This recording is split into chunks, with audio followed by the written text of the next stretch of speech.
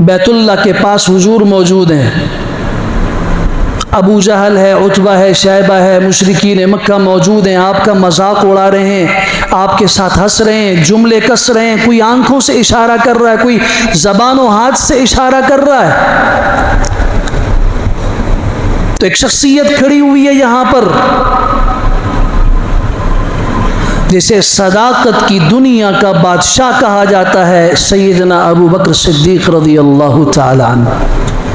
اتقتلون رجلا ان یقول ربی اللہ، ظالموں تم ایسی شخصیت کو قتل کرنا چاہتے ہو، مارنا چاہتے ہو جس کا جرم صرف یہ ہے کہ وہ کہتا ہے کہ میرا رب اللہ ہے۔ تو امام الانبیاء صلی اللہ علیہ وسلم کو چھوڑ دیا گیا۔ اب حضرت ابو بکر صدیق رضی اللہ تعالیٰ کی طرف متوجہ ہوئے ہیں، اور بیت اللہ کے سائے میں اتنا مارا ہے کہ حضرت بے ہوش ہو گئے۔ اس بے ہوشی کے عالم میں اٹھا کے گھر لے جایا گیا۔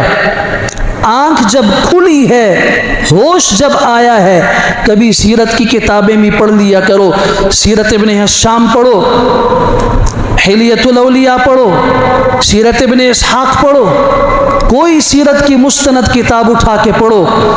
ابو بکر صدیق رضی اللہ عنہ کی آنکھ کھلی، افاقہ ہوا، ماں نے پانی ہاتھ میں پیش کیا، ماں کی آنکھوں میں خوشی سے آنسو آ گئے کہ چلو بیٹا ٹھیک ہو گیا، بیٹا یہ پانی پیو۔ تو ابو بکر صدیق رضی اللہ عنہ کی زبان سے جو الفاظ نکلے ہیں وہ ہمیں محبت کا معیار بتا رہے ہیں کہ محبت حضور سے کیسے کی جاتی ہے۔ فرمایا کیسے ہو سکتا ہے کہ میں ایک گھونٹ پانی کا اپنے حلق کے نیچے کر کے اپنے حلق کو تر کروں جب تک مجھے اپنے پیغمبر کا حال نہیں بتایا گیا۔ میرے ساتھ وہ بھی تھے، میں تو انہیں چھڑا رہا تھا جس کی بنیاد پر میرے ساتھ یہ ہوا ہے، ان کا حال بتاؤ ان کا کیا ہوا۔ بیٹا یہ کھانا کھا لو، مجھے اللہ کی قسم ایک لقمہ نہیں اتاروں گا جب تک مجھے پیغمبر کے پاس نہ لے جایا جائے۔ تو پھر کمزوری کا عالم یہ ہے کہ ماں ہے بوڑھی کمزور، اور ایک دوسری عورت ہے جو ایمان لائی ہوئی ہے اور ایمان چھپائے ہوئے ہے اب تک۔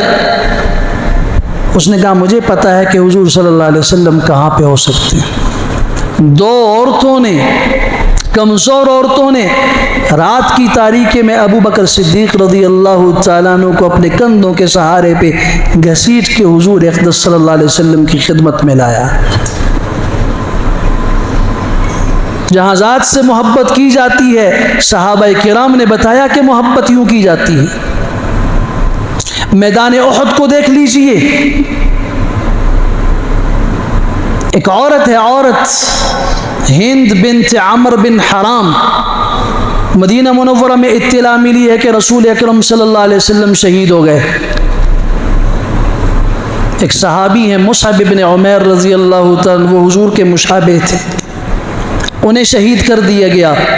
خبر پھیلی کہ حضور کو شہید کیا گیا۔ یہ عورت دوڑتی ہوئی آئی ہیں، این رسول اللہ، مجھے بتاؤ حضور کہاں ہیں۔ راستے میں ملنے والا پہلا شخص کہتا ہے اے حوصلہ کر، عورت تمہیں بشارت ہو کہ تمہارا باپ اس احد کے میدان میں شہید ہو چکا ہے، تمہارا باپ شہید ہو چکا ہے۔ کہا نہیں، مجھے حضور کے بارے میں بتاؤ، رسول اللہ کا کیا حال ہے۔ دوسری خبر ملتی ہے تمہارا بیٹا شہید ہو چکا ہے۔ کہا نہیں، مجھے بتاؤ حضور کا کیا حال ہے۔ تیسرا خبر دینے والا کہتا ہے کہ تمہارا خاوند شہید ہو چکا ہے۔ کہا نہیں، حضور کا بتاؤ۔ چوتھی خبر کانوں سے جو ٹکرا کے دل تک پہنچتی ہے، تمہارا بھائی شہید ہو چکا ہے۔ کائنات کے قریب ترین رشتے چار ہوتے ہیں، بھائی کا، شوہر کا، باپ اور بیٹے کا۔ ایک ایک کر کے اطلاع ملی، باپ شہید ہوا، بیٹا شہید ہوا، شوہر شہید ہوا، بھائی شہید ہو چکا۔ کہا نہیں، حضور کا بتاؤ، حضور کا کیا حال ہے۔ جب بتایا گیا کہ حضور اقدس صلی اللہ علیہ وسلم فلاں جگہ پہ ہیں، دیکھا حضور کو، آپ حیات ہیں، زخموں میں ہیں، صحابہ کے بیچ میں، او الحمدللہ کہہ کے کہتی ہے کل مصیبت بعدک جلل، آپ کو دیکھنے کے بعد بڑی سے بڑی مصیبت بھی معمولی ہو گئی، بڑے سے بڑا حادثہ بھی ختم ہو گیا۔ جب محبت حضور سے کی جائے تو ماں باپ سے بڑھ کے کی جاتی ہے. یہ صحابہ نے بتایا. وہ مرد ہو تو تب بھی، وہ صحابیہ عورت ہو تو تب بھی، وہ ایک چھوٹا سا بچہ ہو تو تب بھی. یمن کے علاقے سے ڈاکو ایک چھوٹے بچے کو اٹھا کے منڈی میں بیچ دیتے ہیں. وہ بچہ بکتے بکتے بکتے سیدہ خدیجۃ الکبریٰ ام المومنین، اس امت کی پہلی ماں سیدہ خدیجۃ الکبریٰ رضی اللہ تعالیٰ عنہ اس کو خرید کے لے آتی ہیں. اور جب ان کا نکاح حضور سے ہوتا ہے تو وہ حضور صلی اللہ علیہ وسلم کی خدمت کے لیے حاضر کر دیے جاتے ہیں. زید ابن حارثہ رضی اللہ تعالیٰ عنہ بچے ہیں، ماں باپ عزیز و اقارب یمن کا چپا چپا ڈھونڈ رہے ہیں، منڈیوں میں جا رہے ہیں، شہروں کے شہر ڈھونڈ رہے ہیں ہمارے بیٹے کا کیا بنا. آخر اطلاع ملی آپ کا بیٹا زید اس وقت مکہ مکرمہ کے ایک شریف شخص کے پاس ہے جو نہایت با اخلاق ہے، جو بہت خوبصورت کردار والا ہے، جو بہت ہی خوبصورت اخلاق و صفات کا مالک ہے. جاؤ، ہو سکتا ہے تمہیں تمہارا بیٹا مل جائے. باپ اور چچا یمن سے مکہ مکرمہ میں آئے ہیں، حضور اقدس صلی اللہ علیہ وسلم کی خدمت میں حاضر ہوئے ہیں. بتایا ہمارا بیٹا ہے، ہمارا بھتیجا ہے، سنا ہے آپ کی خدمت میں ہے. اسے بچپن میں اٹھا کے اغوا کاروں نے بیچ دیا اور شاید آپ کے پاس ہے. آپ نے فرمایا ہاں زید میرے پاس ہے. زید کو بلایا اور کہا جانتے ہو کون ہے؟ تو آپ سوچئے تو صحیح، ایک معصوم بچہ جب ماں باپ سے بچھڑ جائے اور اسے ایسے ظالمانہ طریقے سے ڈاکو اٹھا کے لے جائیں جن کے پاس کوئی دل نہ ہو، جنہوں نے کبھی بچوں کا رحم نہ سیکھا ہو. اگر ان کے دل میں رحم ہوتا تو وہ کسی بچے اور ماں کے اندر جدائی کرتے، وہ ماں اور بیٹے کے بیچ میں جدائی کرتے.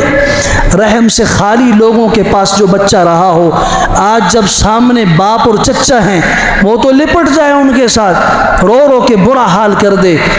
وہ دیکھا ہاں حضور صلی اللہ علیہ وسلم یہ میرے ابا جی ہیں اور یہ میرے چچا ہیں، ان کے ساتھ جانا چاہتے ہو میں بغیر کسی قیمت کے تمہیں ان کے حوالے کرتا ہوں، جاؤ اپنے ماں باپ کے پاس.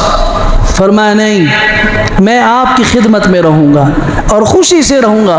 اپنے باپ سے بھی کہا، چچا سے بھی کہا، جا کے ماں سے بھی کہہ دو آپ کے ہاں مجھے اتنی محبت اور شفقت نہیں مل سکتی جو مودت اور مہربانی مجھے یہاں رسول اللہ کی خدمت میں مل رہی ہے. میں یہیں رہوں گا، خوشی سے رہوں گا.